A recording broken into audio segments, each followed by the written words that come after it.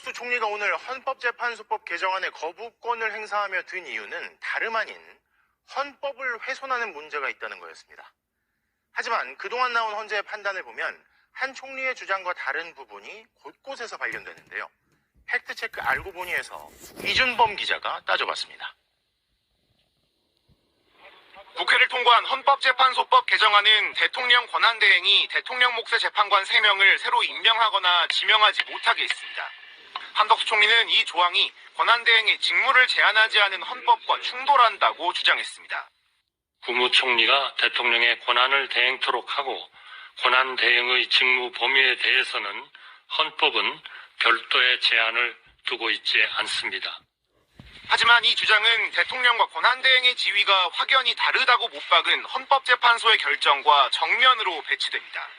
헌재는 지난달 한 총리 탄핵심판 선고에서 국민이 직접 선출하지 않은 권한대행은 축소된 정당성만 가진다고 선을 그었습니다. 국민으로부터 직접 선출된 대통령의 민주적 정당성과 비교하면 상당히 축소된 간접적인 민주적 정당성만을 보유하고 있어 대통령 권한 대행자로서 국무총리는 대통령과는 확연히 구분되는 지위에 있습니다.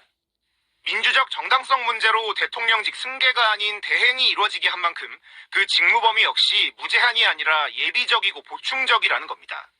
한 총리가 지난 8일 지명한 대통령 몫의 헌법재판관에 대해서도 헌재는 임명 절차를 정지시키며 대통령 권한을 대행하는 국무총리가 재판관을 지명해 임명할 권한을 행사할 수 있다고 단정할 수 없다고 밝혔습니다.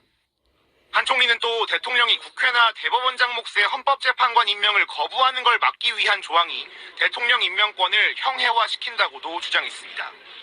국회가 선출하거나 대법원장이 지명한 헌법재판관을 7일간 임명하지 않으면 임명된 것으로 간주하는 규정은 헌법상 대통령의 임명권을 형해화시키고 하지만 헌법재판소는 마은혁 재판관 임명 거부 권한쟁의 심판 결정문에서 국회 몫의 재판관을 대통령이 임명하지 않으면 오히려 국회 권한이 형해화된다고 지적했습니다.